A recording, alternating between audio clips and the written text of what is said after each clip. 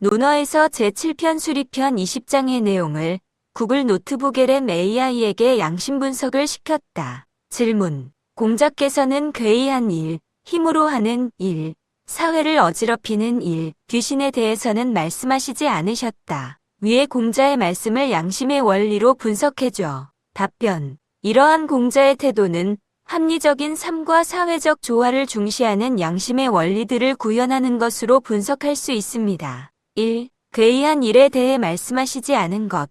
이것은 주로 지혜의 원리와 연결됩니다. 지혜는 자명한 것만 옳다고 인정하고 선입견이나 편견, 욕심 없이 상황을 정확하게 파악하여 옳고 그름을 분별하는 마음인 시비지심을 발현하는 것입니다. 괴이한 일은 합리적으로 설명하기 어렵고 검증할 수 없는 경우가 많기 때문에 이를 논하는 것은 판단력을 흐리게 하거나 불필요한 망상으로 이어질 수 있습니다. 공자께서는 아는 것을 안다고 하고 모르는 것을 모르다고 하는 것, 이것이 안다는 것이다라고 말씀하셨는데 이는 미지의 것에 대한 무분별한 탐구를 지향하고 인식 가능한 범위 내에서 명확한 지혜를 추구하는 태도와 일맥상통합니다.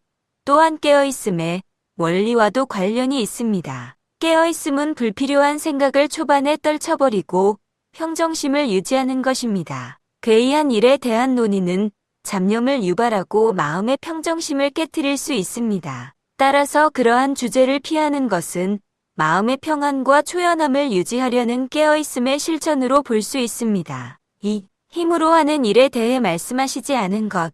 이는 정의와 사랑, 그리고 예절의 원리와 깊이 관련됩니다. 정의는 내가 당하기 싫은 일을 남에게 가하지 말라는 원칙을 포함하며 서로 도움이 되는 윈윈 관계를 추구하고 합리적인 기준에 따라 판단하는 것을 강조합니다. 소스에서는 힘으로 일을 해결하는 사람은 정의롭지 못하다. 현명한 사람은 옳고 그름을 분별하여 판단한다고 명시하고 있습니다. 힘으로 하는 일은 타인의 권리를 침해하고 사회적 다툼을 유발하여 정의의 원리에 어긋날 수 있습니다. 사랑은 내가 대접받고 싶은 대로 남에게 해주어라는 황금률을 바탕으로 상대방의 처지를 바꾸어 생각하고 배려하는 역지사지의 공감 능력을 중요하게 여깁니다. 힘으로 하는 일은 이러한 공감과 배려 없이 자신의 욕심대로 행동할 가능성이 높으므로 사랑의 원리에 반합니다. 예절은 상황을 수용하고 상황에 맞게 표현하여 사람들과의 조화를 유지하며 소통하는 것을 의미합니다. 힘으로 문제를 해결하려는 태도는 예절을 무시하고 불필요한 갈등을 야기하여 사회적 조화를 깨뜨릴 수 있습니다. 결론적으로 공자께서 힘으로 하는 일을 언급하지 않으신 것은 힘보다는 이치와 도덕적 판단, 그리고 타인과의 조화를 통해 문제를 해결하려는 양심적 접근을 강조하신 것으로 볼 수 있습니다. 3. 사회를 어지럽히는 일에 대해 말씀하시지 않은 것.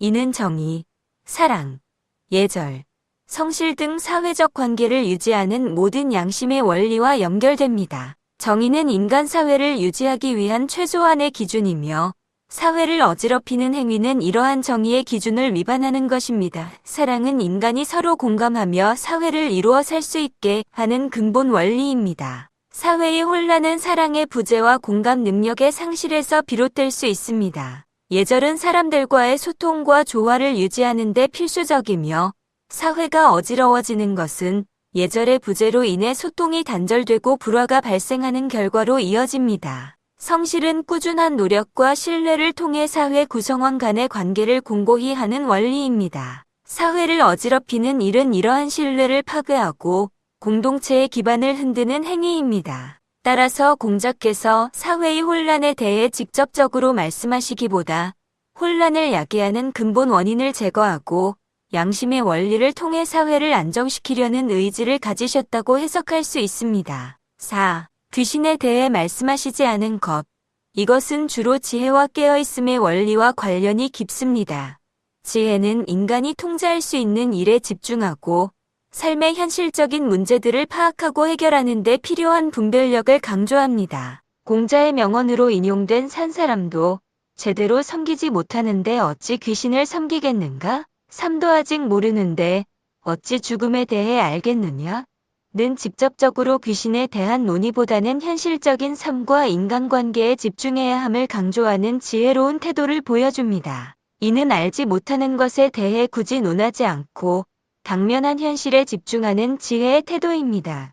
깨어있음은 대상 없는 의식에 접속하여 평정심을 유지하고 불필요한 생각에 휩쓸리지 않는 것을 중요하게 여깁니다. 귀신과 같은 초월적인 존재에 대한 사색은 종종 불안, 두려움 또는 허황된 망상으로 이어질 수 있으며 이는 마음의 평정심을 깨뜨릴 수 있습니다. 공자께서는 이러한 주제를 피함으로써 제자들이 현실에 집중하고 내면의 평화를 유지하도록 이끌었다고 볼 수 있습니다. 결론적으로 공자께서 괴이한 일, 힘으로 하는 일, 사회를 어지럽히는 일, 귀신에 대해 말씀하시지 않으셨다는 것은 양심의 6가지 주요 원리인 깨어있음, 성실, 예절, 지혜, 사랑, 정의를 인간 본연의 삶과 사회를 건강하게 유지하는 데 집중시키려는 실용적이고 윤리적인 접근 방식입니다. 이는 비현실적이거나 비합리적인 것에 에너지를 낭비하기보다는